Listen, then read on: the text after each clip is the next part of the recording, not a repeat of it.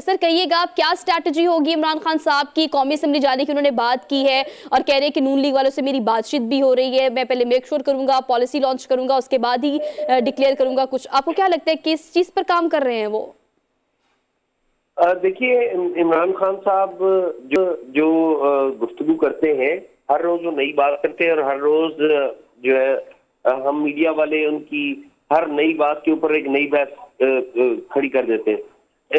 लेकिन ये जो उनकी गुफ्तगू है कि वो पार्लियामेंट में जाएंगे, ये बड़ी अहम है इस एतबार से कि पार्लियामेंट में जाने के बारे में उनको सारी दुनिया कह रही थी। अदलिया ने, आला अदलिया ने भी उनको मशवरा दिया था कि वो पार्लियामेंट में वापस जाएं, लेकिन हमने देखा कि उस वक्त तो उन्होंने मशवरा वो कबूल नहीं किया। अब वो आ रहे हैं। मेरे पास जो इतलात हैं उनके मुताबिक तो ये कि इमरान खान साहब पार्लियामेंट में आ रहे हैं, मौजूदा गवर्नमेंट के खिलाफ एक तो तहरीके अदम एतमाद पेश करेंगे, बिल्कुल बिल्कुल, और तहरीके अदम एतमाद पेश करने के बाद वो आम असेंबली तोड़कर वो अगले इलेक्शन का ऐलान खुद करने की कोशिश करेंगे। इब्तदाई प्लान तो ये है, प्लान ए तो ये है, और प्लान बी ये है कि वो असेंबली में आएंगे, मौजूदा गवर्नमेंट को एम्बेरस करेंगे और एम्बेरस करते हुए शोर शराबा करेंगे, मीडिया की अटेंशन हासिल करेंगे, और इस दौरान में टाइम मुकम्मल हो जाएगा, और जब टाइम मुकम्मल हो जाएगा बाय दैट टाइम जो गवर्नमेंट है वो इतनी अनपॉपुलर हो चुकी होगी कि वो अगले इलेक्शन में लड़ने के काबिल नहीं रहेगी। तो ये डायनेमिक्स है इमरान खान साहब की जो वो ये सोच रहे हैं। और अगर वैसे to be fair with Imran Khan, उनका प्लान बुरा नहीं है। इमरान खान साहब की जो स्ट्रेटजी है वो ठीक है, जाहिर है वो गवर्नमेंट को एम्बेरस करना चाहते हैं, लेकिन अगर आप ये कहें कि यू टर्न, तो इमरान खान साहब का ये ऐसा यू टर्न है जो शायद खुद भी यू टर्न सोच के ये शर्मिंदा होता होगा कि कितनी बार उसको लिया जा चुका है। अच्छा ठीक है सर, ये कहिएगा कि कल जो है वो इमरान खान साहब ने मुलाकात की कुछ सीनियर सहाफ़ियों से और उसमें कहा कि मैं जा रहा हूँ और कौमी असेंबली, और मैं बात भी कर रहा हूँ नून लीग के कुछ लोगों से। जबकि वहाँ से नवाज शरीफ का फ़ोन राना सनाउल्लाह साहब को आया, उन्होंने कहा कि आपको कच्चा काम नहीं करना चाहिए था, तरीके एतमाद पर आपको पक्का काम करना चाहिए था। इस वक्त हमजा शहबाज वहाँ पे हैं, मरीम नवाज वहाँ पे हैं, नवाज शरीफ वहाँ पर है। कैंपेन अगर बल्दियाती इलेक्शन की देखी जाए ओवरऑल सारे सिनेरियो में तो पॉलिटिकल मैनेजमेंट जीरो नजर आ रही है। तो कितना ज्यादा जरूरी है इस मैनेजमेंट को सही करने के लिए नून लीग की क़यादत का यहाँ पर आना और इस सारे सिनेरियो को खुद देखना? देखें, नून लीग की क़यादत यहाँ पर आएगी, उससे कितना फर्क पड़ेगा इससे तो ये बात तो वक्त ही बताएगा। लेकिन मेरे ख्याल में नून लीग की अगर क़यादत आ भी जाए और मुल्क में महंगाई में बतदरीज इजाफा होता जाए और जो प्राइस हाइक है और डॉलर की जो पैसे की जो डी वैल्यू होता रहे, तो मेरा नहीं ख्याल कि कोई इतना बड़ा ज्यादा भी फर्क डलेगा फर्क ये नहीं कि नहीं डलेगा, लेकिन लोगों को बताने के लिए क्या होगा नून लीग की क़यादत के पास कि हमने इमरान खान साहब की हुकूमत खत्म कर दी थी तो ये रिलीफ दिया अवाम को। तो मेरा ये ख्याल है कि नून लीग की जो पार्टी है नून लीग, वो भी उनके लिए एक मुश्किल सूरत हाल है। ये कोई उनके लिए अच्छी सूरत हाल नहीं है, आसान सूरत हाल नहीं है उनकी। अच्छा, इमरान खान साहब ने एक और चीज़ कही है एजाज साहब, उन्होंने कहा कि मैं शहबाज शरीफ की नींदें हराम करने के लिए आ रहा हूँ। और अब जो उनका कौमी असेंबली जाने का प्लान है वो जैसे कि आपने शेयर किया कि प्लान उनका ये है कि वो तरीके अदम एतमाद लेकर आएंगे, लेकिन ख्वाजा आसिफ जो है वो इस पर ये कहते हैं कि पहले हम इन्हें कहते थे कि आके हमारे साथ पार्लियामेंट में बैठे, वहाँ पर बात करें, निगोसिएशन करें, तब ये मानते नहीं थे। आज ख्वाजा आसिफ की स्टेटमेंट ये है कि इनके इस्तीफे कबूल हो चुके हैं, जबकि इस्तीफे उस वक्त जो है वो चंद एक ही कबूल किए गए थे या एक्सेप्ट किए गए थे, बाकी नहीं हुए थे। तो अब इनका कौमी असेंबली जाने का जो स्ट्रैटेजी है वो और है या वो इन इस्तीफों पर ही खेलेंगे? देखिए, गवर्नमेंट की जो है वो गवर्नमेंट का अलमिया ये है कि गवर्नमेंट ने अपनी स्ट्रैटेजी बनाने के लिए लाड़काना से, DI खान से, पेशावर से, लंदन से पूछना होता है। और उसके बाद लंदन के अंदर भी टीयर है, यानी कि लंदन के अंदर लाहौर टीयर है एक और एक लंदन टीयर है। इन तमाम जगहों से पूछ के गवर्नमेंट अपनी पॉलिसी बनाती है। मेरा ये ख्याल है कि अभी तक गवर्नमेंट के जो वज़रा बयान दे रहे हैं वो एक सियासी बयान तो जरूर है, लेकिन ये गवर्नमेंट की पॉलिसी नहीं है। गवर्नमेंट की पॉलिसी अभी आएगी और वो देखना होगा कि वो पॉलिसी अडॉप्ट क्या करते हैं। और जबकि इमरान खान साहब चूंकि पॉलिसी मेकिंग में वो तन्हा है, वो किसी को जवाबदेह नहीं है, इसलिए उन्हें गवर्नमेंट को एम्बैरेस करते या गवर्नमेंट के बारे में कोई पॉलिसी बनाते हुए कोई टाइम नहीं लगता।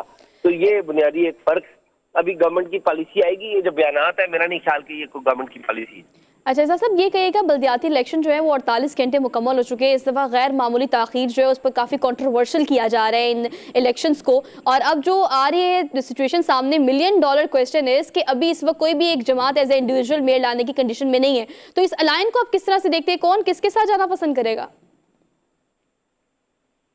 मुझे जरा दोबारा सवाल करिएगा, सॉरी। सर मैं आपसे पूछना चाह रही हूँ कि बल्दियाती इलेक्शन जो हो रहे हैं उसमें गैर मामूली ताख़ीर जो है उस पर काफ़ी कंट्रोवर्शियल किया जा रहा है, इलेक्शन कमीशन की बार बार जस्टिफिकेशन भी इस पर आ रही है, लेकिन इस वक्त जो तमाम पार्टीज हैं वो एज ए इंडिविजुअल इस कंडीशन में नहीं है कि कोई अपना इकलौता मतलब एक अलग से मेयर ला सके, तो कौन सी पार्टी जो है वो किससे अलाइन करेगी, आप इसको किस तरह से देखते हैं, कौन किसके साथ जाना पसंद करेगा?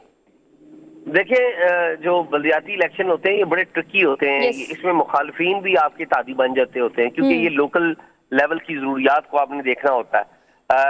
ये बाज़ जगहों पे तो आपको नजर आएगा, सिंध वाला तो मामला काफी हद तक क्लियर है कि वहां पर क्या हुआ है। अब पंजाब एक मेन बैटल ग्राउंड है, पंजाब में बड़ा नेक टू नेक मुकाबला है तहरीके इंसाफ का और मुस्लिम लीग नवाज का। पीपल्स पार्टी है, ये नहीं कि बिल्कुल पीपल्स पार्टी नहीं, लेकिन पीपल्स पार्टी उतनी प्रेजेंट नहीं है। PLP और जो बाकी मजहबी जमातें हैं, जमाते इस्लामी वगैरह, उसको ट्रेडिशनली हम देख चुके हैं कि कोई इतना वोट उनकी पजीराई नहीं है पंजाब के अंदर। तो मेरा ये ख्याल है कि असल मुकाबला PMLN का होगा, और ये लाइकलीहुड है कि PMLN के साथ जो PDM की बाकी जमातें हैं वो अलायंस करें मुख्तलिफ अजला के अंदर। सर MQM का लास्ट मोमेंट पे बाइकआउट करना, इसका लेवरेज, इसका फायदा किसको हुआ है? आपको इस हवाले से क्या लगता है, कोई नुकसान या कोई फायदा हुआ ही नहीं उनके जाने से? नहीं, मेरे ख्याल में नुकसान हुआ है, इसमें कोई डाउट ही नहीं है। ये MQM को खुद नुकसान हुआ है, और सबसे अहम यह है कि इसका जो फायदा है वो पाकिस्तान पीपल्स पार्टी को हुआ है। इसका फायदा और भी जो स्टेक होल्डर्स हैं जिन्होंने सीटें निकाली हैं उन सबको हुआ फायदा। अगर MQM वहां पर मौजूद होती तो मेरे ख्याल में एक डिफरेंट सिचुएशन होती, लेकिन MQM की जो क़यादत है, जो नई MQM बनी है उसकी क़यादत है, तो उन्हें पता लग गया था कि जनाब अल्ताफ हुसैन साहब ने उधर से बाइकआउट का ऐलान कर दिया हुआ है, तो फिर इन्होंने भी बाइकआउट का ऐलान किया है। तो इन्होंने अपनी एक स्ट्रेटजी इख्तियार की। मेरे ख्याल में अगर ये होते मैदान के अंदर तो शायद थोड़ी सी डिफरेंस हम देखते। सर जमात कैंपेन को अप्रिशिएट करना बहुत ज़्यादा ज़रूरी है, बहुत अच्छी और स्ट्रॉन्ग कैंपेन की जो नज़र भी आ रही है। अगर इस वक्त 86 सीट्स को देखें यूसीस को, तो वो उनके पास है। इस हवाले से आप क्या देखते हैं कि इस वक्त इनका अलायंस जो है वो किस तरफ झुकाव ज़्यादा है, किसके साथ मिलेंगे तो अपना मेयर ला सकेंगे? देखिए, जमात इस्लामी वैसे तो जो सिराजुल हक साहब हैं उनकी पॉलिटिक्स अभी तक कोई नतीजा नहीं दे सकी। सिराजुल हक साहब अब तक की जो उनकी परफॉर्मेंस है बतौर अमीर जमात इस्लामी, वो एक वो परफॉर्म नहीं कर पाए। बतौर अमीर जमात इस्लामी वो परफॉर्म नहीं कर पाए, इसमें कोई डाउट नहीं है। आप गुज़िश्ता 2 आम इंतखाबात देख लें, वो खुद सेनेट में उनको आना पड़ा। देखें ना, वो अपनी जो एक जनरल असेंबली की सीट है वो नहीं थी उनके पास, तो बाकी तो आप छोड़ दीजिए। ये जो सिंध के अंदर एक आई है जमात इस्लामी, सिंध के अंदर जमात इस्लामी मौजूद है, और मैंने जिस तरह आप कहा ना कि MQM का ना होना भी एक बहुत सारे लोगों को फायदा और नुकसान इससे हुआ है लोगों को। लेकिन जमात इस्लामी प्रीडोमिनेंटली एक मजहबी वोट रखती है, तो MQM अगर होती तो शायद उसको इतना डैमेज ना होती, तभी जमात इस्लामी के ये वोट थे। लेकिन जमात इस्लामी सिंध में मौजूद है। आपको याद हो कि कराची के बड़े मुतहर्रिक मेयर रहे हैं नेमतुल्लाह साहब, वफात पा चुके हैं, वो जमात इस्लामी के थे। और जमात इस्लामी जमीयत उलमाए पाकिस्तान वो भी हैदराबाद में मजहबी वोट बिल्कुल है, तो उन्होंने अपना जो मजहबी वोट है उसको बेदार किया है, इसमें कोई डाउट नहीं है। सिंध की तरक्की हुआ है। मरकज में अब तक के जितने इंतखाबात हुए हैं, जो कौमी असम्बली की नशिस्तों पर हुए हैं, सूबाई असम्बली की नशिस्तों पर हुए हैं, वहां पर तो जमात इस्लामी की जमानतें जब्त हुई।